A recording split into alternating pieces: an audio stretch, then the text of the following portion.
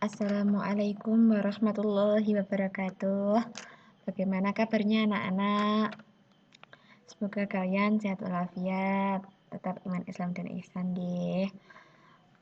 Sebelum memulai pelajaran kita kali ini, marilah kita berdoa terlebih dahulu. Yuk berdoa mulai. Bismillahirrahmanirrahim. Terima kasih. Pertemuan kita kali ini akan membahas tentang bab pernikahan dalam Islam. Pernikahan itu suatu hal yang sangat penting dan mulia untuk mengatur kehidupan rumah tangga dan keturunan. Menikah disyariatkan untuk menjaga kehormatan setiap insan. Dengan akad yang sesuai syariat antara laki-laki dan perempuan yang awalnya haram untuk saling bersentuhan menjadi halal dan berbuah pahala. Menikah tidak hanya sekedar jalan untuk pelampiasan syahwat semata, namun menikah juga menimbulkan hak dan kewajiban antara suami dan istri. Berikut akan kita pelajari tentang hal-hal yang berkaitan dengan pernikahan. Yang pertama, pengertian nikah. Nikah itu apa sih, Bu? Nikah dalam bahasa berarti menghimpun dan mengumpulkan. Secara istilah, pernikahan adalah akad yang menghalalkan hubungan antara laki-laki dan perempuan yang bukan muhrim sesuai dengan ketentuan hukum syariat. Dasar pernikahan dalam Al-Quran itu banyak sekali. Ada 23 ayat yang secara spesifik membicarakan hal-hal yang berhubungan dengan pernikahan. Satu di antaranya terdapat dalam Al-Quran surat An-Nahl ayat 72 yang berbunyi begini, Bismillahirrahmanirrahim. Wallahu ja'ala lakum min anfusikum azwaja wa ja'ala lakum min azwajikum banina wa hafadatan wa razaqakum minat thayyibat. Afa bil batili yu'minuna wa bi ni'matillahi hum yakfurun. Artinya, dan Allah menjadikan bagimu pasangan, suami atau istri dari jenis kamu sendiri, dan menjadikan anak dan cucu bagimu dari pasanganmu, serta memberimu rezeki dari yang baik. Mengapa mereka beriman kepada yang batil dan mengingkari nikmat Allah? Al-Quran surat An-Nahl ayat 72. Kemudian, hukum dan rukun Islam. Hukum pernikahan itu ada 5. Yang pertama, jaiz. Yang kedua, sunnah, wajib, makruh, dan haram. Pernikahan menjadi haram apabila orang yang akan melakukan perkawinan itu mempunyai niat yang buruk. Berikutnya makruh. Kenapa pernikahan itu menjadi makruh? Karena orang yang melakukan perkawinan itulah mempunyai hasrat yang kuat, tetapi belum mempunyai bekal untuk memberi nafkah tanggungannya. Sedangkan pernikahan menjadi wajib karena orang yang melakukan pernikahan itu sudah mempunyai bekal hidup untuk memberi nafkah yang cukup dan ada kekhawatiran berbuat maksiat. Yang kemudian sunnah, pernikahan menjadi sunnah karena yang melakukan pernikahan itu mempunyai keinginan dan bekal dan sudah ada bekal untuk memberi nafkah, ya cekapan gitu. Kemudian ada jaiz. Nah, ini di dasarnya diperbolehkannya pernikahan dan inilah yang menjadi dasar hukum perkawinan. Berikutnya, menikah itu tidak asal-asalan menikah saja. Menikah itu juga harus melihat mana-mana wanita-wanita yang haram untuk dinikahi. Yang pertama itu karena faktor keturunan, seperti tidak boleh menikah dengan ibu, nenek, dan seterusnya ke atas. Kemudian anak, cucu, dan seterusnya. Ada lagi saudara perempuan sekandung dari bapak saja atau dari ibu saja. Kemudian ada saudara perempuan dari bapak dan ibu, jadi bule atau bude. Ada anak perempuan dari saudara laki-laki, di keponakan. Yang keenam, anak perempuan dari saudara perempuan. Dan seterusnya, ya, keponakan. Kemudian wanita-wanita yang haram untuk dinikahi dari faktor persesusuan itu ada ibu yang menyusuinya. Kedua, saudara perempuan sepersusuan. Kemudian faktor yang ketiga ada faktor perkawinan. Yang pertama, ibu mertua. Yang kedua, anak tiri apabila sudah bercampur dengan ibunya. Yang ketiga, anak mantu. Yang keempat, ibu tiri. Yang kelima, wanita yang bersuami. Yang keenam, menghimpun dua saudara yang bersaudara, ini sekandung. Berikutnya, rukun nikah. Adapun rukun-rukun nikah itu ada 5 jenis. Ada calon suami, ada calon istrinya, masa nggak ada calon istrinya.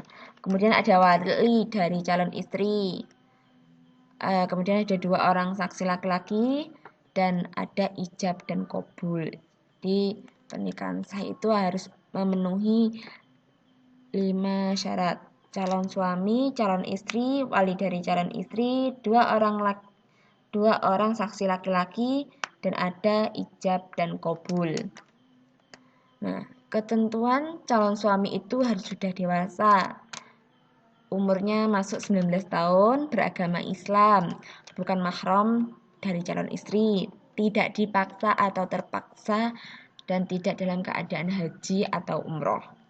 Kemudian untuk calon istri pun juga sama, sudah cukup umur, 16 tahun, Islam, bukan mahram bagi calon suami, tidak dalam ikatan perkawinan dengan orang lain, dan tidak dalam keadaan haji atau umroh. Nah, wali dari calon istri, beliau Islam, laki-laki, baligh, berakal, adil, tidak sedang haji atau umroh, dan juga merdeka. Tambahannya, untuk menjadi wali itu bisa 2 cah. Wali dari wali nasab, dari garis keturunan atau pertalian, dan ada juga wali hakim. Wali hakim itu bisa bertindak apabila wali nasabnya itu tidak bisa hadir dalam saat ijab dan qabul, berarti gaib, absen. Kemudian wali hakim bisa bertindak apabila tawasri. Tawasri itu walinya bandel, tidak mau menikahkan. Kemudian yang ketiga, para wali saling berselisih. Yang keempat, tidak mempunyai wali nasab. Kemudian susunan wali nasab itu terdiri dari 3 ya. 3. Ada wali mujbir, wali yang berhak memaksa. Kecepatan nih muslim. Wali mujbir, ada wali mujbir itu wali yang berhak memaksa, ada wali akrab, wali yang lebih dekat hubungan nasabnya dengan mempelai wanita, ada wali abad, yaitu wali yang sudah jauh berhubungan nasabnya dengan mempelai wanita. Tadi ada 2 orang rukun nikah setelah wali dari calon istri, 2 orang saksi laki-laki, yaitu juga punya syarat. Dia harus beragama Islam, harus juga sehat ya, sehat akalnya, berakal sehat, adil, kemudian dapat melihat, dapat mendengarkan, menjadi saksi, kemudian dapat berbicara, tidak sedang haji atau umroh, dan hadir dalam akad nikah. Itu perlu 2 orang saksi laki-laki. Kemudian kita lanjut ke tujuan dan hikmah pernikahan.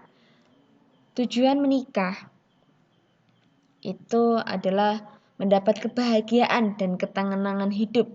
Ini berdasarkan firman Allah dalam surat Ar-Rum ayat 21 yang artinya begini. Dan di antara tanda-tanda kekuasaannya ialah Dia menciptakan untuk kalian istri-istri dari jenis kalian sendiri, supaya kalian cenderung dan mereka merasa tentram kepadanya, dan dijadikannya di antara kalian rasa kasih dan sayang, Sesungguhnya pada yang demikian itu benar-benar terdapat tanda-tanda bagi kaum yang berpikir.